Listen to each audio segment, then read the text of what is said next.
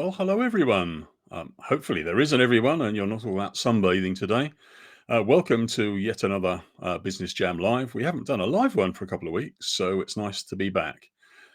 Um, all the people out there, you could be watching on YouTube, you could be watching on LinkedIn, you could be watching on Facebook. If you just want to watch, that's fine. But you can also comment. And can I ask if there is anybody watching on Facebook who does want to either comment or ask a question, if they could just go to this URL. What it means is that we simply know your name, and otherwise you'll be known as Facebook user, which is it's not very friendly, is it? So if you could just do that, that would be great. So on to our guest for today. I think I ought to introduce her, don't you? So, our guest today is a strategist, speaker, and best-selling author. She's the founder of Diversely.com and the creator of a number of business frameworks, including the Change Canvas, that are gaining widespread adoption and driving positive change around the world. Her work centers on helping organizations unlock collective brilliance by embedding inclusion into leadership, strategy, and culture. And of course, we hope innovation as well. So please welcome Marissa Ellis. Good Hello, afternoon. Derek. Good afternoon. It's amazing to So, be here. Thanks for having me. well, hopefully you're not frying too much. So, tell us briefly how you got to where you are. We don't need a huge, great long CV, but how did you get to where you are, or what gave you a light bulb moment that said, I think I'd like to do this stuff? Let me see if I can keep that succinct. So my background, I spent a couple of decades in the tech sector, innovating, heading up product teams, working on service delivery, design, and about 4 years ago is when it all when it all changed for me, and the seed was planted, and that's when Diversely started. Um, I actually got approached for a senior role in a global business. There was a kind of second in command for a £50 million business unit. And to cut a long story short, I went through this kind of soul searching process to end up getting this job, which then got taken away from me. They decided they were restructuring, and after inviting me to the Christmas party, the job didn't exist anymore. So having gone through this kind of quite involved soul searching process to get this job and then have this job taken away from me, I'd sort of reflected a lot on the tech sector, innovation, the world as we know it, and I realized actually things were broken. Things were not right. We were blinded by the lack of diversity in the sector. We were not welcoming people from all backgrounds, all experiences into the sector, and as a result, we were starting to see these consequences of technology being problematic rather than solving problems. It was rejecting people from getting loans. It was, we were getting racist chatbots, etc., etc., etc. So at that point, I guess the other thread is that I'd been through this the juggle, if you like, of working and being a parent, and I'd realised that actually, opportunities are not there for everyone, and it all came together, and Diversely was born, and I haven't really looked back since. So for the last 4 years, I've been working with Diversely. We essentially, as you said at the beginning, we're all about helping organizations to unlock collective brilliance. And what I mean by that is empowering everyone within the organization to thrive together. And all too often, that's not the case. There's so many norms and power struggles and dominances and lack of diversity within organizations that mean that actually people aren't really thriving, and there's so much positive change that we can collectively drive. So that's what the Diversely mission is all about. Sounds good. I was actually thinking about this first thing this morning, and I was wondering, there's sort of two sides to this, though, isn't there? There's the genuine desire by some people to include everybody, and there's because it's a good idea, and they realise that there are contributions to be made. But then from, well, let's call them the powers that be, the people that can make the decisions to change things, is that there's a huge danger, is there not, also that these people are just going to pay lip service because it's good for the, it appears good for their business. It's I suppose, I don't know if there is such a term as diversity washing, but I suppose somebody probably It certainly did it. exists. But It yeah, certainly exists. is there not that danger? So presumably part of what you do is education rather than just beating people around the head with a big stick. Y Yeah, we're not really into beating people around the head with big sticks. It's ultimately about driving authentic change, and you can tell a mile off if the change is authentic or if it's kind of marketing noise, essentially, kind of the equivalent of greenwashing. People are motivated through, ultimately, we're quite simplistic beings. We're motivated by fear or hope. It's either an acute pain or it's this irrational passion to make something happen. That's kind of how we work as humans. So the driver in terms of driving more diversity and inclusion, it's either the the hope in terms of the opportunity that it can bring, the more opportunity for everyone, the increased innovation, the better customer success, better well-being, greater customer relationships, or it's the fear that of we're not going to be able to recruit the talent we need because people are now looking for organizations that care about me as a human. I don't want to work for an organization that doesn't care about me as a human. I'm not just there as a resource. Or the fear of losing out to the competition because we're not innovating because we haven't got that diversity of ideas, which means we don't really understand our customers or the market as well as we could do. So it's sort of tapping in, I guess with any kind of change, it's about tapping into that reality and meeting people where they are. So it's about helping, the advocates maintain their energy and stay focused, and it's about helping to meet the people who maybe are resistant to change, to understand why that is and what their concerns are, what those fears are, and how to move people forward together. It's all about how we have these conversations with respect and integrity and collaboratively. If we start blaming people and victimizing people and saying, it's all the fault of the people who created this mess in the first place, it's not helpful for anyone. So it's about creating a path forward, creating more heroes of the future than blaming the villains of the past, essentially. Hmm. Without naming and well, I'm say without naming and shaming, it'd be quite nice to name and shame people who are very bad at this.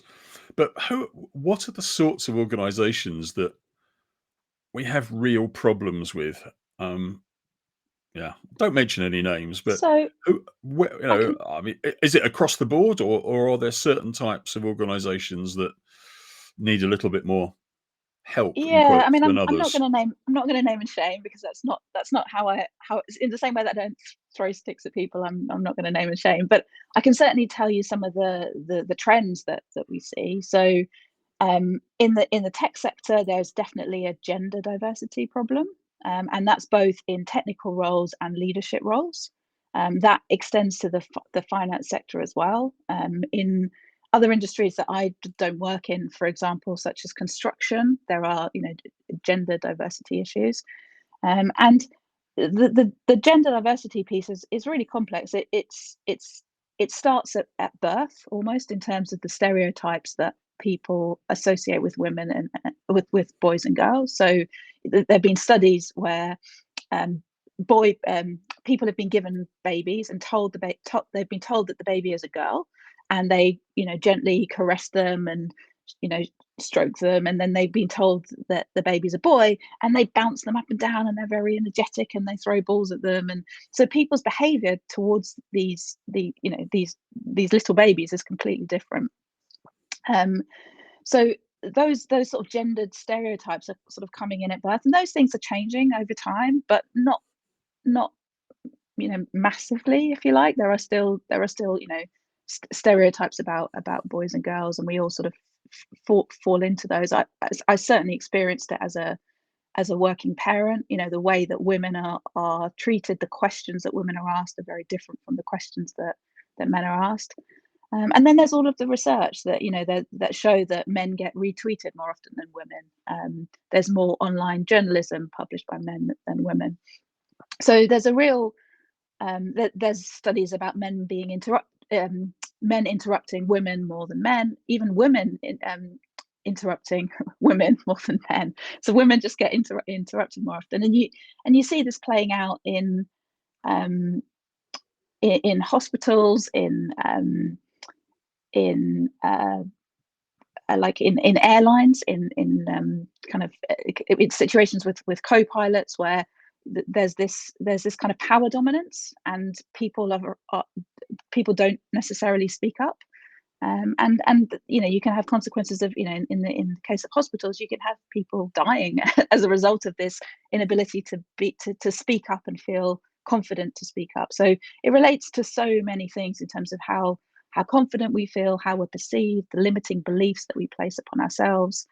And you see it playing out in organizations. You can really see an organization that is authentically caring about its people versus an organization that is, on LinkedIn, they're talking about their, care for their staff, but internally there's no mention of it. For Pride Month, they'll be changing their logos and being sort of outwardly very pro and supportive, but internally there's no particular support. They haven't really spoken to the people who within those communities to understand what their specific needs are and what additional support they might require. They haven't created a safe place where people can be, authentically themselves and remove that emotional burden that comes with being different. Actually, an interesting experiment that if anybody listening or watches this later can actually conduct is us. Many of us have. I want to. I won't use the A word because I've got one in the study. I think I turned the microphone off.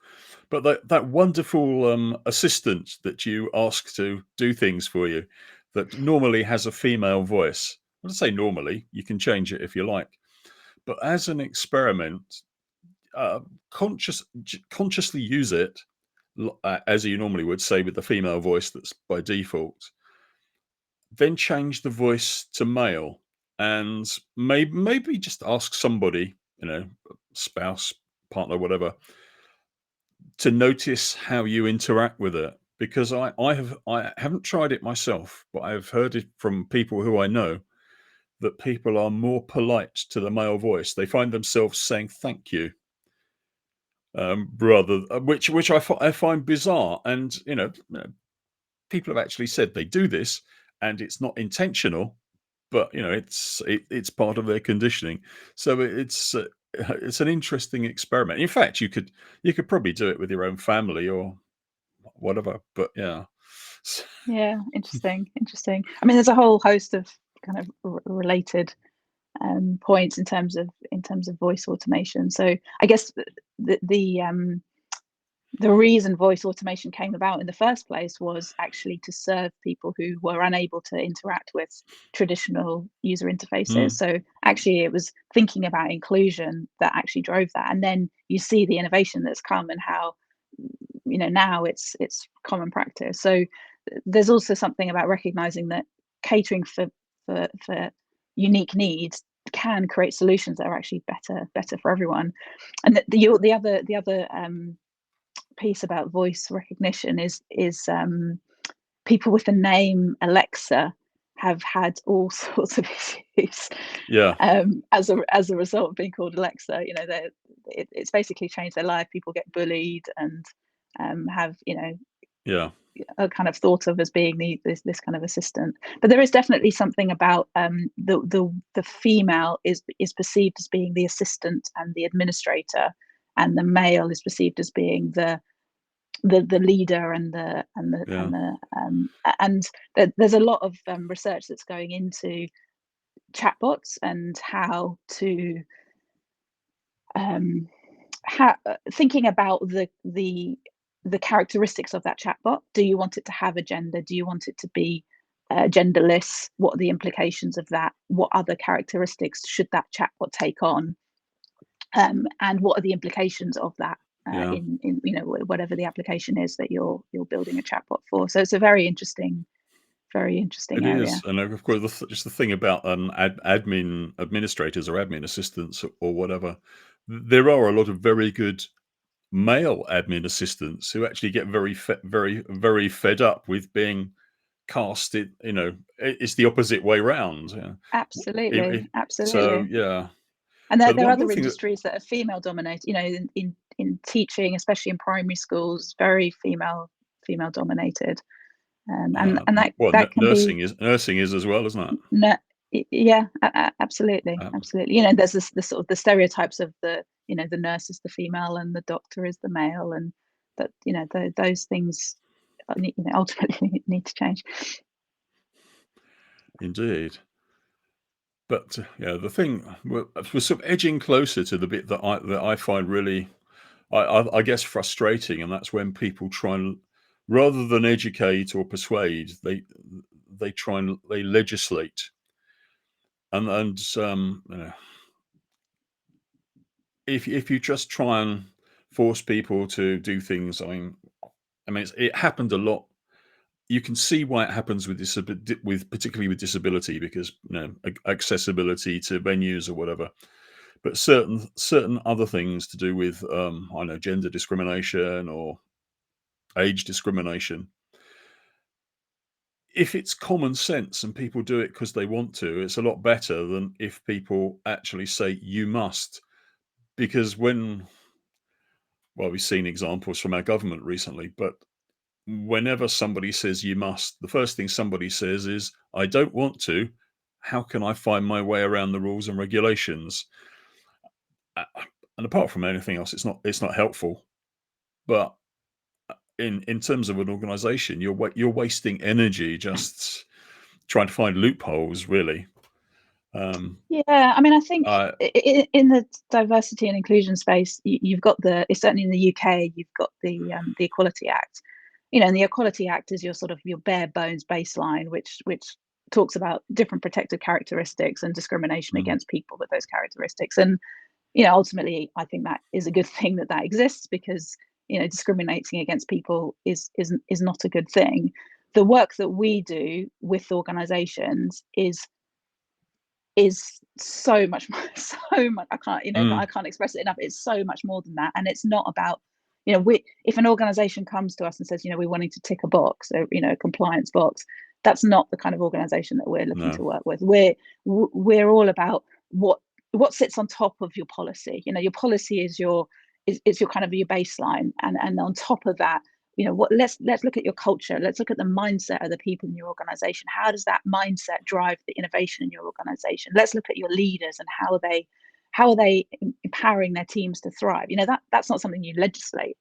That's about driving high performance, driving, and the implications of that are social well-being, more social equality, justice, and all of these kind of elements of fairness and justice. But it's about getting better results for your business. That's not a legislative thing. It's so yeah, we're kind of operating above that kind of core baseline. We see something similar it's really interesting watching the evolution in the kind of AI ethics space.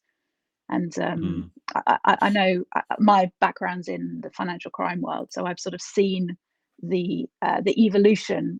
When the first anti-money laundering regulations came in, and the banks were sort of scrabbling around, going, "What are we going to do with this? What does this mean?" And I've seen the evolution of them putting in place systems and processes and spending billions of pounds collectively, and the maturity and how the market then drives what's expected, and the level of prescriptiveness, and that evolution has been really interesting. And it's interesting now in the AI ethics world, we're right at the beginning. At the moment we're in the kind of wild west, and people are building technology, and some people are really thinking about explainability. They're thinking about transparency. They're thinking about fairness. They're thinking about making sure that their products serve everyone, not just the dominant majority. And other organizations are just powering on and doing everything they can, but not thinking about. They're not doing consequence scanning. They're not thinking about diverse personas when they're building their technology. And they're sort of ploughing off in a slightly different direction, and it's going to be interesting to see. It comes back to this kind of hope or fear, the carrot or the stick. Will at what point will the regulations come in, and then how is that going to evolve over time? So it's not really if it's going to happen. It's about when and the timing of it, and how quickly the market's going to respond to that. So in a way, the best way will be if some of the really big players, I don't know, say the Googles of this, mind you, Google's probably already fairly enlightened anyway, but the big players are doing this, and people just almost join in, because there is a danger that well, we know that, for instance, public sector bodies have there's positive discrimination as part of the recruitment process to say you must have so many people of color, you must have so many people with disabilities. I know my own wife has been part of that. If you've got partial hearing, there's no shortlisting for some of the candidates. You go straight to the front of the queue. So you've got all that mess. Wouldn't it be nice? I think it'd be nice if we just got rid of it and people were hired just because. I mean, I can remember when my last real job I had to recruit an awful lot of software engineers, and people did wonder why I hired this particular chap. I won't mention his name, but he had some learning disabilities. He had problems with dysphasia, so he was a bit clumsy. He didn't like making decisions on the spot, and he always had to go away and think about things. It turns out he was probably one of the best software engineers we'd ever had. Simply because if you looked behind what you saw the other side of the desk, there was a person who he was a complete and utter geek at home. Software was his life, but he really knew his stuff. He just had a communications problem, that was all. And although the company eventually went down the tubes, he was probably the last software engineer to leave the company because he was the most valuable. So I don't know. I would, in a way, maybe I should think about those things a bit more. But I prefer to sort of personally bow to what I call common sense and decency. And but in a way, that's what's built into all the work that you do, really, isn't it? Yeah, I mean, there's an element of that, but I think it's also about if sometimes we're not aware of our own biases. So if we No, just definitely not. we kind of tend to recruit people in the eye of what we perceive success to look like, and sometimes that is very similar to who we are. And there is a bit of a mindset shift that you have to help people understand, to challenge their own affinity biases, and to recognize that these are potentially playing out, to recognize other biases they may have towards people with disabilities, people from different ethnicities, people of different genders, someone who's maybe even changed gender, and those biases can affect our decision making. So if we just rely on doing the right thing without any real thought and without any systems and processes, I think we end up kind of where we are now. So there is something about systemizing and put it. So for example, if you're recruiting, having diversity on the panel can make a massive difference, and making sure that people write down their thoughts before you share them, so you're not influenced by what the other person has said, can make a huge difference. When you're recruiting, instead of having your kind of hiring targets, focus on bringing diversity into the process. Don't just advertise in one place in the Guardian and expect a diverse range of people to come and apply for your job. Go out and target specific groups and bring diversity into that pipeline, give people that opportunity, and then it's not just about hiring that diversity. You also have to make sure that the people coming into your organization are then going to be supported, because if you bring in all this diverse talent, things are going to get more challenging, because people are different. They've got different needs, they've got different kind of realities of the world, which is great in terms of creating challenge and bringing in different perspectives, but you have to create that inclusive environment. Otherwise those people will leave. And we've seen the stats certainly in the tech sector, the rate of women leaving the tech sector is about twice that of men leaving the tech sector.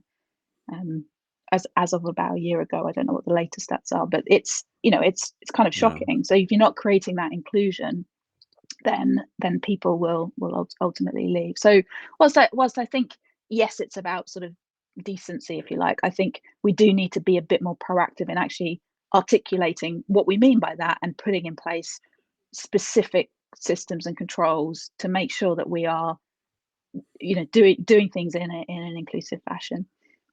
Mm. Yeah.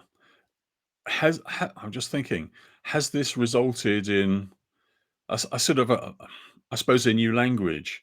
Because one of the things that I saw quite early on, particularly in the field of innovation, was because we were pulling together people from diverse backgrounds. Well, when I say diverse backgrounds, what it actually means different functions within companies. So we had marketing people, we had sales people, we had technical people, we had all sorts, but they were very, very, I wouldn't say very, but there was a great chance that they weren't going to communicate properly because they all use different language. So Yeah. to create a sort of common language, if you like. But now this language, presumably, either has to be expanded to embrace diversity, or there is another diversity language that we need to use. Well, a meta language, I suppose. I mean, we all Yeah, I speak mean, in English, but yeah, I mean, I guess some people don't have English as their first language, and well, it's yeah, making sure that people have different ways of consuming information. So some people love speaking in the moment, some people like digesting, some people like having time to think. So it's creating those different options. I think when you've got people from different functions, they are coming at it. And in my career, I've been that bridge quite often as a product person. I'm sort of bridging that, the salespeople on one side who are thinking in a completely different way from the developers on the other side. And you do have to create those bridges, but actually the future is all about collaboration, and we can't. Everything is becoming so much more complicated and so much more complex. The world is collectively, we're facing more challenges than we have faced in the past. The climate change, this kind of social inequality, um, the the kind of geopolitical situation, and the kind of the rising, the kind of increase in technology. The decentralized finance world, the kind of increase in AI and what that brings in terms of the opportunity. No one person can know everything, and actually, we need to It's all about mindset. It always comes back to mindset, but we need to rethink the way that we think about solving problems. We need to think about collaboration rather than competition, and we need to think about how can we create ecosystems and channels to collaborate more, so that innovation isn't this competition to see who gets the patent in first. It's this, actually, if you've got different organizations who bring different strengths, and let's both collaborate across organizations and within organizations, create this inclusive environment where it's not this dominant hierarchical leader at the top who knows everything and is just telling people what to do. It's creating this empowering space where those voices, those collective thoughts can be heard. When it comes to language, which is something that you talked about, one is around creating these collaborative spaces where people with different insights can come together, and people can feel safe to ask what might be a stupid question to someone who's in marketing, but someone who's a developer doesn't, they don't know that language. So you've got to create that psychological safety where people can ask. You've also got to, get rid of all the acronyms, a million acronyms that I've encountered in my professional career. Let's talk in simple language. Let's keep it, talk about the what matters, and keep it simple so that other people can understand. And there's enormous power in that. We've created a number of visual frameworks within Diversely, and one of the power of the change canvas is simplifying things. So you've got your strategic plan on a page. It means you've got to really think about what's important. You've got to simplify it and take it up a level to say this, these are the things that are important. There's also something about using inclusive language. So this is around, looking at the language that we're using and making sure that that language is not excluding some people. So there's definitely a sort of a male default even in English, which is not a gendered language. There's a lot of conversations going on in kind of France and Spain and other countries where that every word has got a gender associated with it. But even in English, you just have things like mankind or the postman, the taxman. The default is to say he. So when people are talking about the leader, they by default they say he, and that just as a female, that can make you think, oh, maybe I don't belong as that leader. Maybe I'm not part of that. Maybe I can't be deliver post. Maybe I'm not meant to assess people's taxes. So that there is this kind of language that can be used to make sure that people feel like that you're talking to them, and it's not just the gendered language, it's also the language that you choose to use. So I'll give you an example. There was a course in, I think it was Berkeley University in the States, and it was a computing course, and they changed the name of the course to the joy and beauty of computing. And I think they had a 200% increase in the number of female applicants, because suddenly they were talking about the joy and beauty of computing. Oh wow, this is amazing. Let's find out what that's about. So it's not just using gendered language; it's using language that is likely to appeal to different audiences. So there's you can go online and use a gender decoder. You can go through your job adverts. There are organisations out there that support companies to create more gender neutral, specifically on the gender front. And you can look at job adverts from Facebook, from Twitter, and you can see the kind of language they're using and whether they're more likely to appeal to males or more likely to appeal to females. So competitive, hard hitting, rock star. These are all sort of male words that appeal to males, whereas the words that appeal to the females are more collaborative, relationships, partnerships, meaning, purpose. These kinds of things. So it's about just injecting. It's about balance ultimately. It's not about shifting it in another direction, but it's about creating balance. Yeah. A topic that's worthy of propping up a bar and talking for hours. I think it's one of those.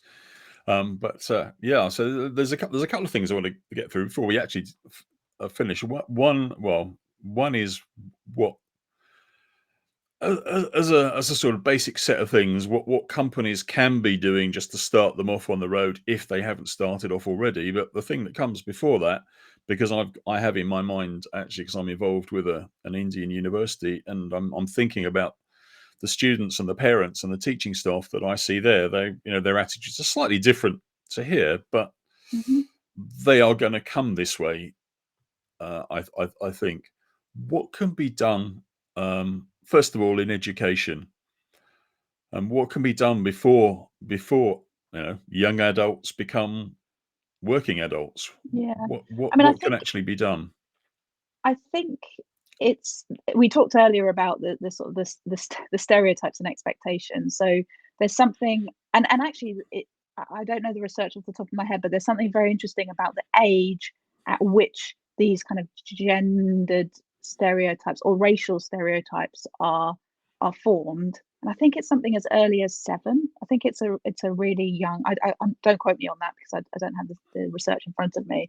So there's something about even before children are getting to school, creating that environment where they are who they are. Their gender, their race, their ethnicity is not influencing what's expected of them. And people of different religions are going to have different kind of values or expectations of their children. But it's around saying, as a girl baby, you can go and do maths. I did a degree in maths, and I was one of very few girls on that course.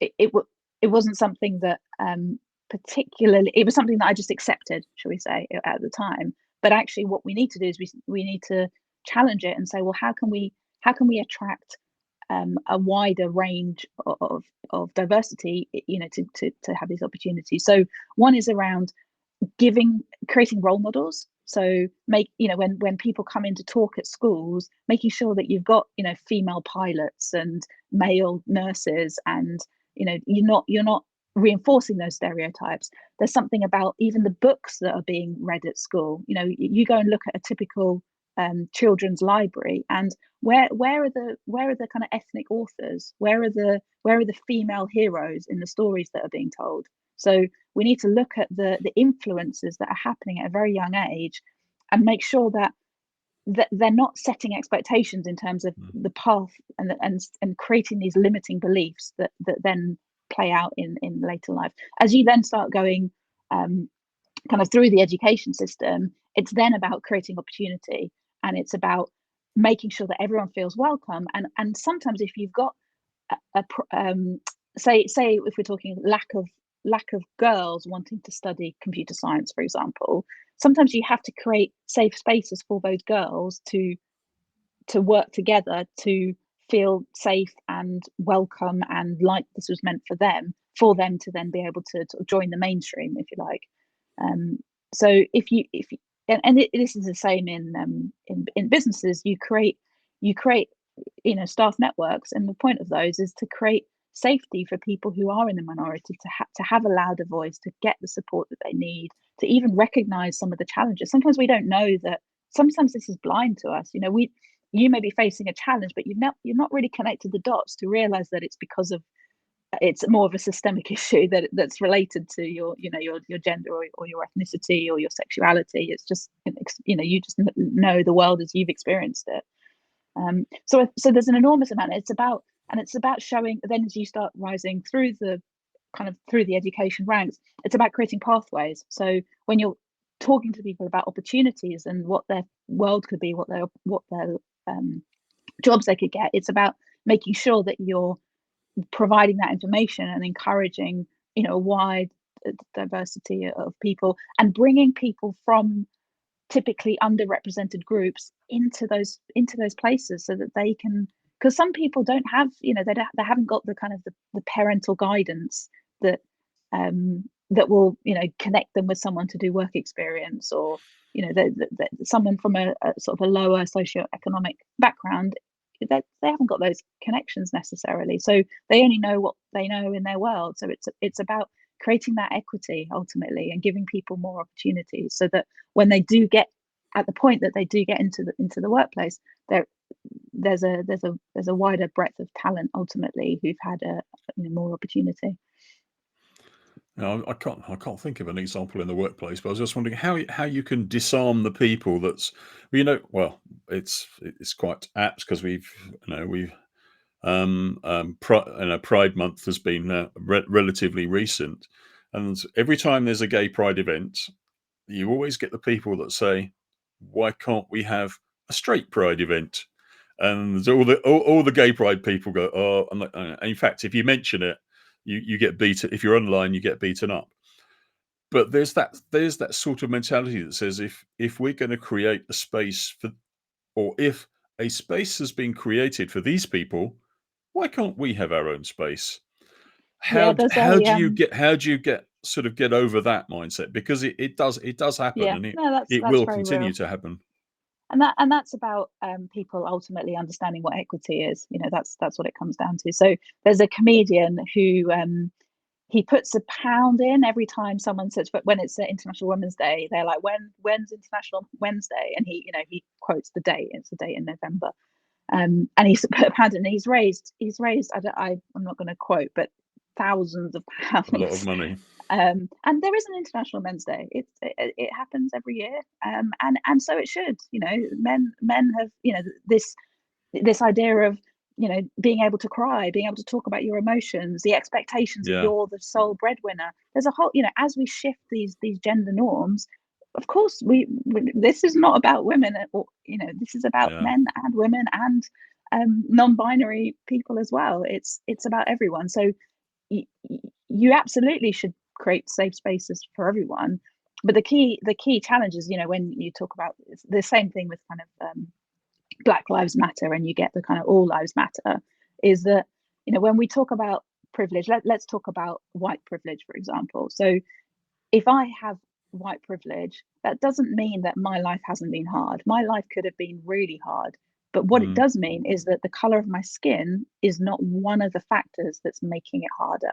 And if you are straight, your your society accepts you. You don't have these additional challenges in terms of not wanting to come out, not wanting to talk about who your partner is, having to cover, having to hide, or making a call that says I am going to come out, but I'm going to deal with the people who, and those, that's an additional challenges, additional hurdles, additional emotional labor, additional mental health challenges, additional everything that someone who is straight just does in society as we face, as it is today.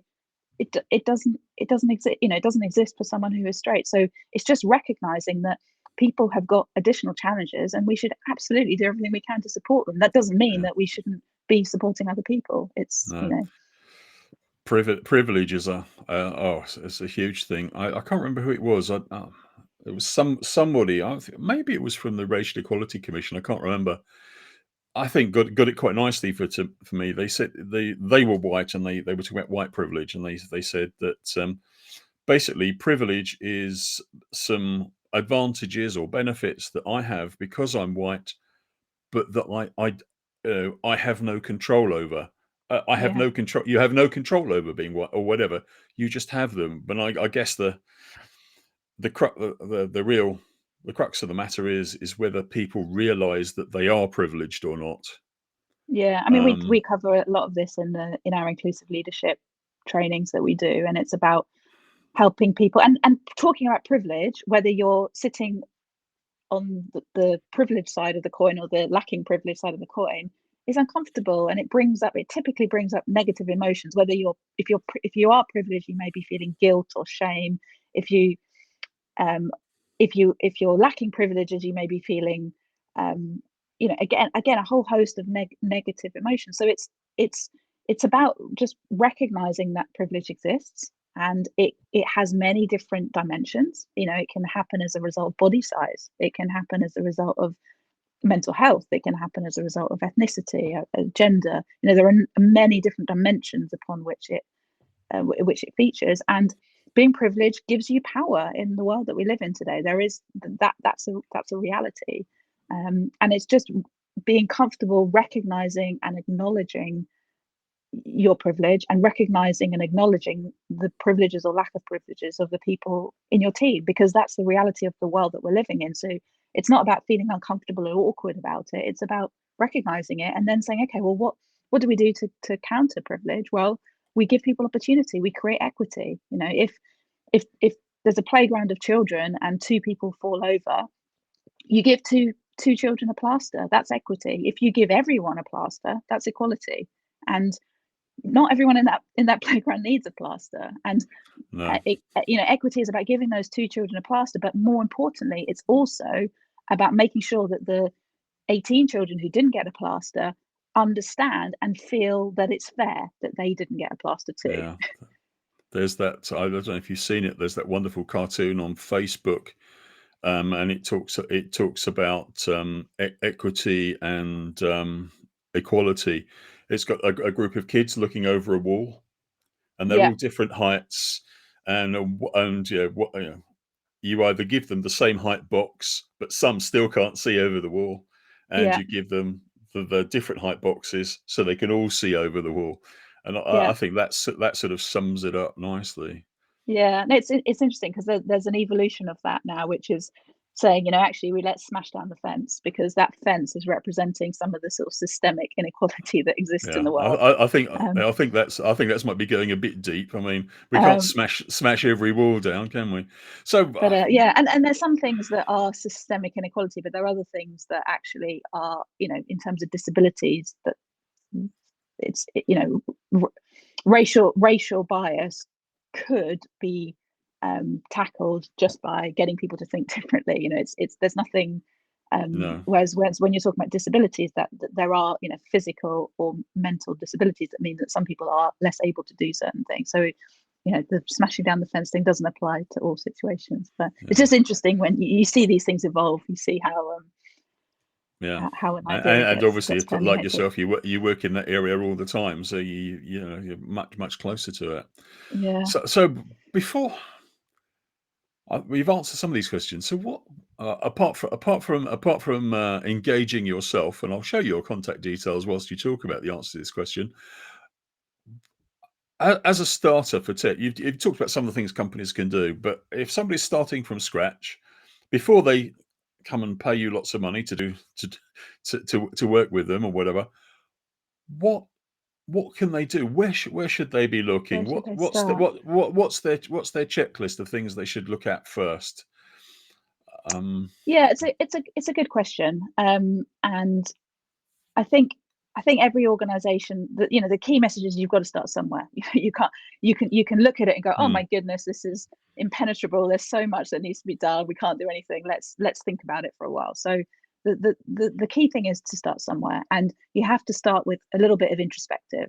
So you need to look at your organization and understand where you are, and where you are is, where are you in terms of diversity. So diversity is about looking at the differences of the people within your organization, and where are you in terms of inclusion. So how are people in your organization feeling?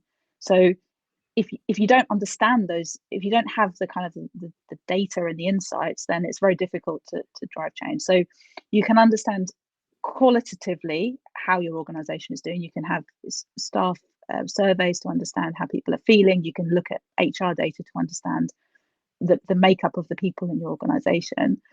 um, you can also start engaging people in conversations to understand where the real issues are, where the challenges are, and also understand where your organization's maturity level is. So, we work with lots of different organizations, and some organizations that, when we deliver our leadership training, they're just blown away by it. They just haven't, there's penny dropping moments constantly. Others are, it's incredibly empowering, and they're thinking about the next steps. They're thinking about what can we do. That they understand the concepts of privilege and equity already, and they're looking at, how can we implement them.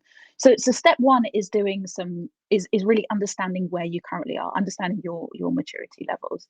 It's then about creating a strategy and a plan. So it's looking, we typically use the change canvas as a discovery tool to understand, what are the things that we're already doing well. What are some of the things that we should celebrate? And quite often it comes out that actually we've got a really supportive environment, and we've already got some employee networks, or we're already looking at certain processes, or we've got certain policies in place. So it's understanding what you've already got in place. It's then exploring in the reflection board your challenges, and really understanding what are the challenges that you're facing. And then it's about moving forward to the vision board, which is to say, okay, what are our goals? What are we actually trying to achieve here? And you need to define, what do we mean? What does success look like for us? So when we work with organizations to help them define their strategy, we look at, diversity, equity, inclusion, awareness, and we define those in a context that's meaningful for that organization. We connect it to their mission, their mission statement, or their vision statement, or their purpose as an organization, and say, well, how does diversity and inclusion connect to what we're trying to achieve, so that you can build it in as this connected element that's going to drive your business forward, as opposed to this, oh, we're going to have an event on a Tuesday every month.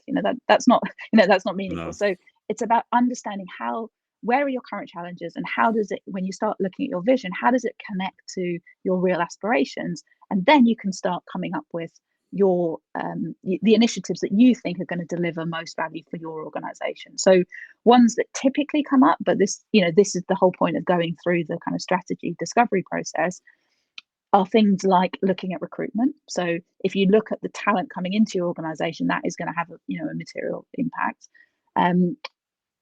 Always tone is set from the top. So looking at your leaders, making sure that the leaders in your organization are leading inclusively ultimately, and they have that mindset. They know what it means to lead inclusively. They're creating psychological safety within their teams, and they're opening up these conversations within their teams. So another one that comes up often is making sure that you've got that data. So for example, you might have looked at your organization, you've realized that you understand the gender breakdown, but you don't have information on ethnicity, for example. So it's it's getting everyone in the organization to understand why, and then people are more likely to disclose their data. You can't just expect people to disclose information about themselves. You have to take people on that journey. So it's there's often a kind of a stream around data and insights, and making sure that you're being data driven in terms of the approach that you're taking.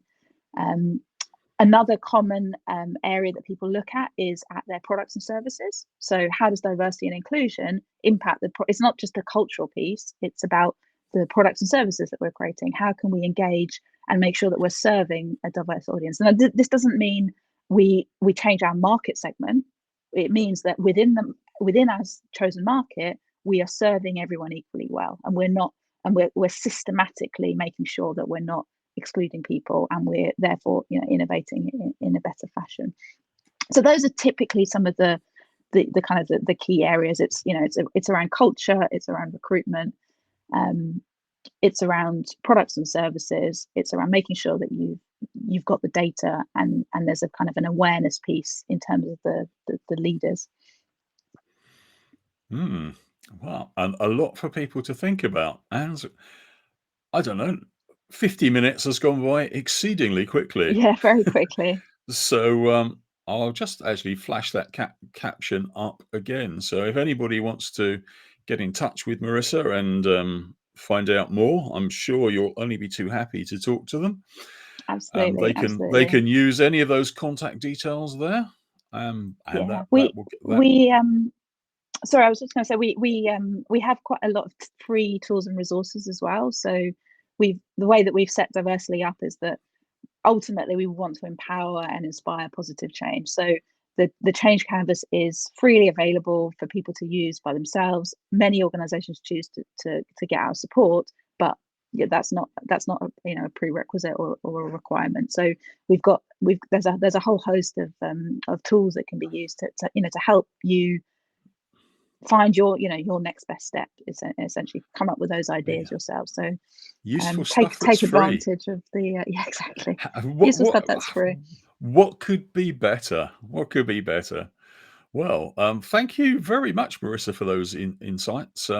Hopefully that will have educated some people. It's certainly educated me a bit. So thank you once again, and No problem at all. It's been a pleasure talking to you. enjoy the rest of your sunny day. Thank you very much. Great to be here. Well, okay, bye for now then. Well, that's the end of yet another business jam. So, Marissa's gone, but thanks again to my guest, Marissa Ellis. If you want to catch that again, it's available. Well, you can catch it on Facebook, YouTube, or LinkedIn. And there will be a replay next week. So it just remains to be seen to say bye for now, and I'll see you next time.